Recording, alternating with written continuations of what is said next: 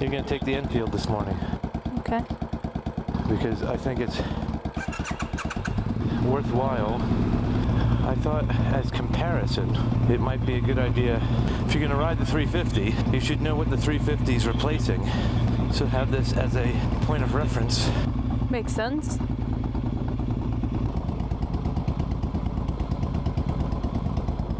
There you go. Is that good? Yep. Now this is very torquey. A lot torqueier than your Indian. So don't really hammer it until you get used to it. And when you shift, you're resetting that torque. Unlike your Indian, where it's mellow in the higher gears, every gear will have the same torque as first gear. So roll on subtly, don't throw it in. Ready to go? I guess so. Yeah, just ride like you're riding a new bike. Get to know it.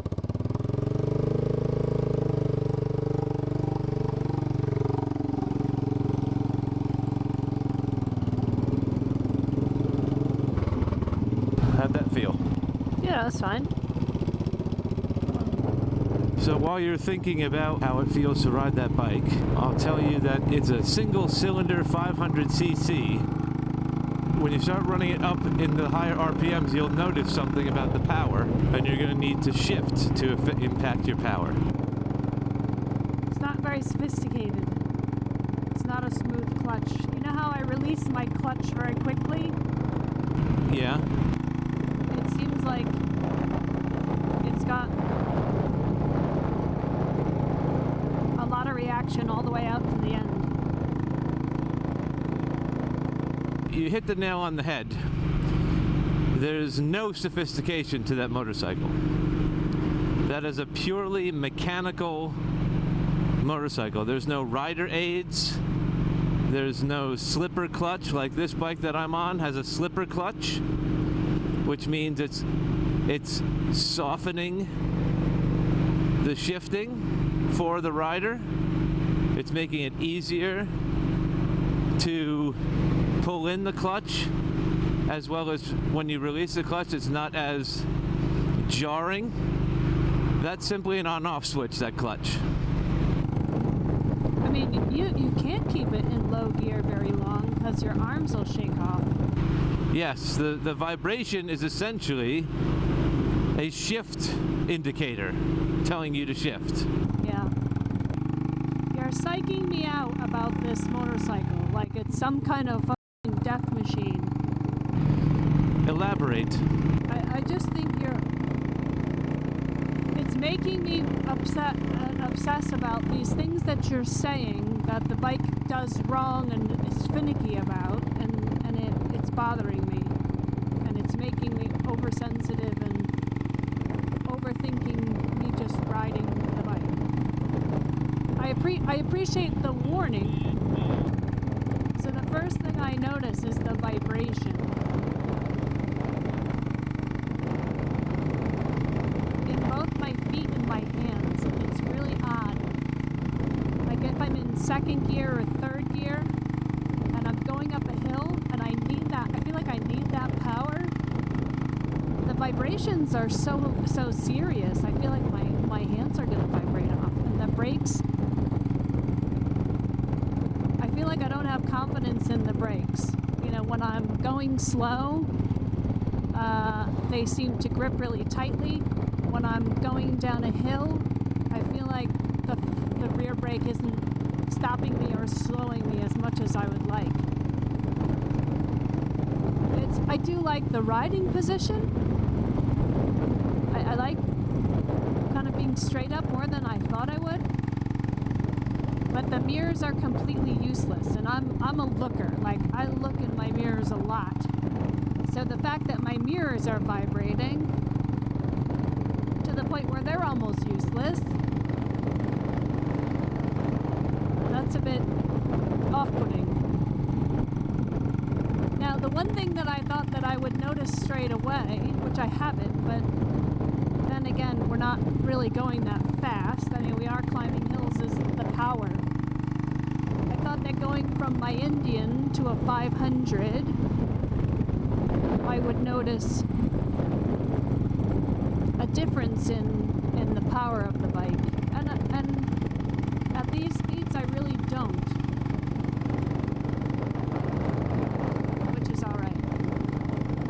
It is torquey. And I'm just really careful because it takes warnings. I gotta work on my counter steering on this bike. It's a bit strange. Okay, here we go. Yes, I'm first. Oh God, my hands. Second. Oh, this is where it gets really vibey by my knuckles. I gotta shift my hands around just to kind of. Oh God, I feel like they're gonna go down. Okay, upshift to third. So I think what this is telling me, the bike is telling me that I need to go through my gears a bit faster. But even third, like to me, this would be third at this speed. I'm going 35 miles an hour, and I'm going around some curves. So third is what I'm comfortable at. But the bike doesn't seem to want to stay there. It wants to go higher. I mean, now that I've slowed down a bit. Oh God. Ooh, oh. But my bottom doesn't seem to be vibrating as much as I thought it would. The vibration is definitely up in the front half. My feet, palms of my hands, my knuckles.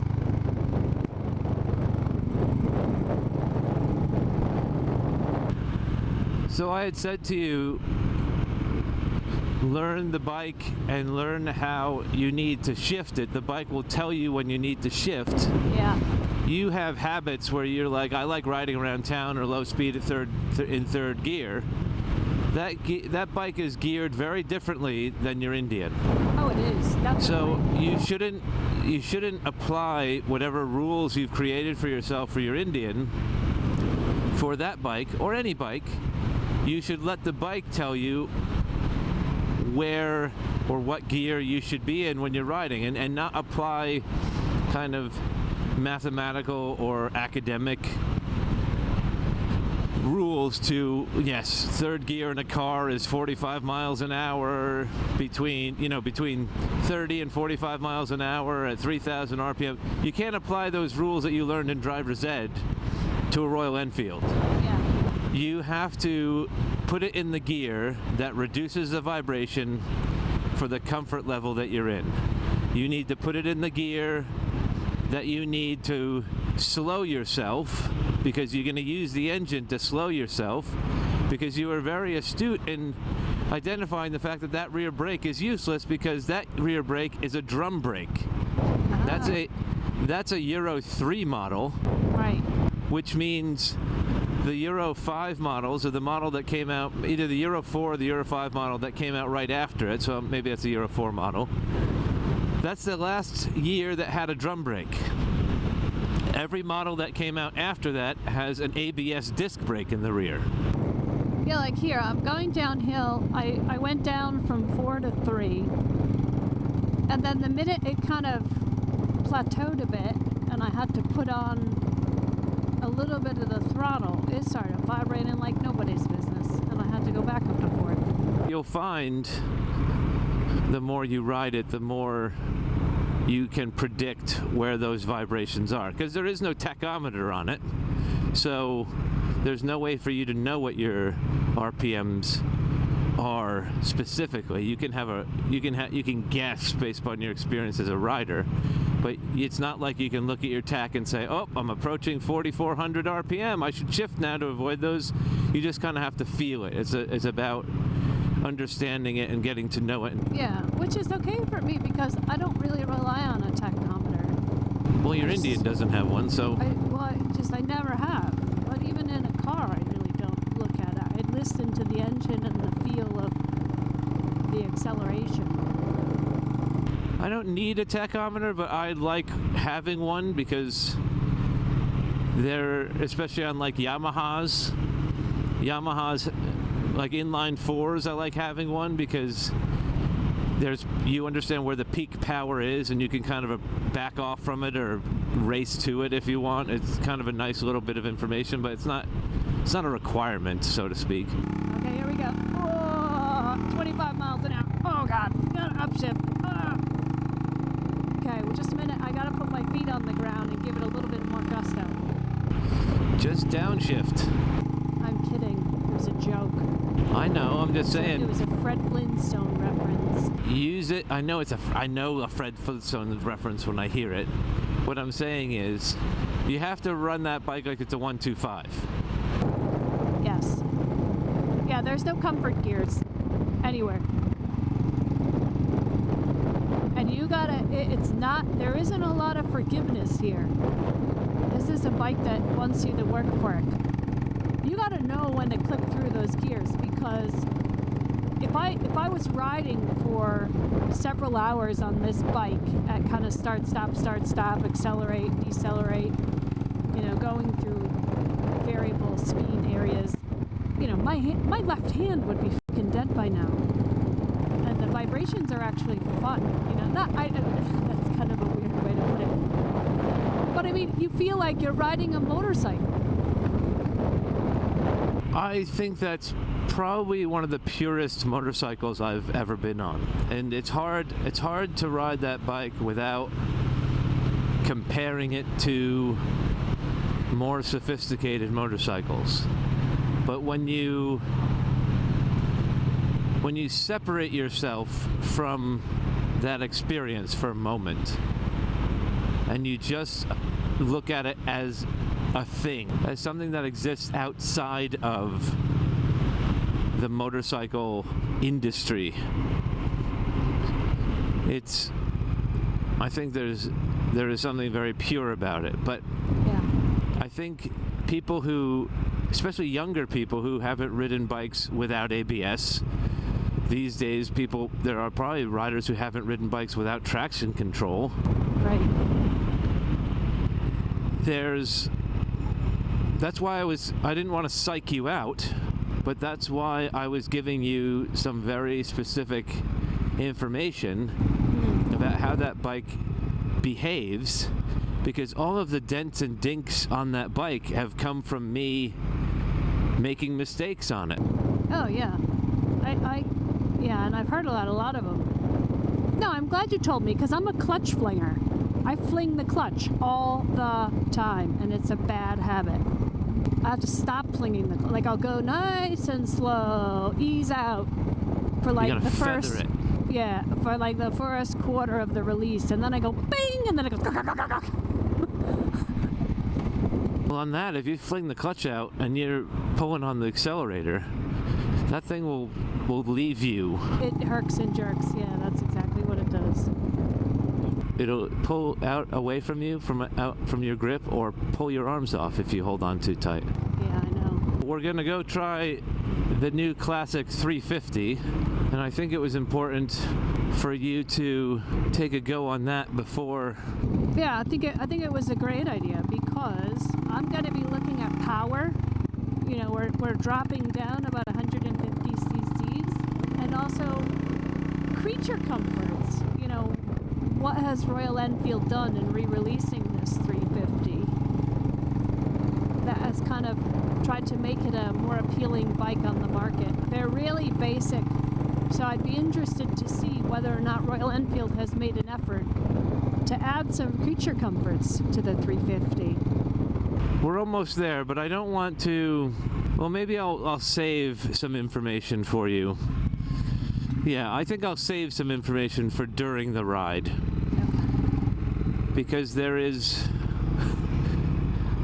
some information that you should know about the 350, but I don't want it to color, because I want you to have kind of an uninformed comparison to that bike. Yeah, fair enough. But once we get your initial thoughts, we'll talk about why the 350 exists. All right. Well, I think this has been a successful first date with the Classic 500. I think I'd go out again on the second. Well, that's nice to hear, because I really like the Classic 500. It's a nice casual bike, and I think I like it as an additional bike. But if it's your only bike, I think there's lots of compromises. And it used to be that the price was what allowed you to make those compromises, because you got into a motorcycle very easily. But now with the cost of living, they're not very cheap anymore anyway. Right.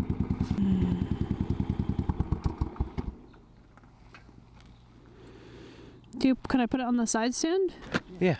I just didn't know you always put it on the center stand, so I didn't know if there's a reason why. No, well, I put it on the center stand because it's got a neutral kill switch, so you can't start it on the side stand. Right.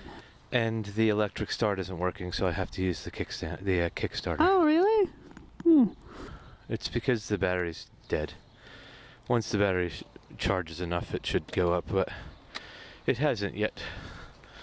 Interesting.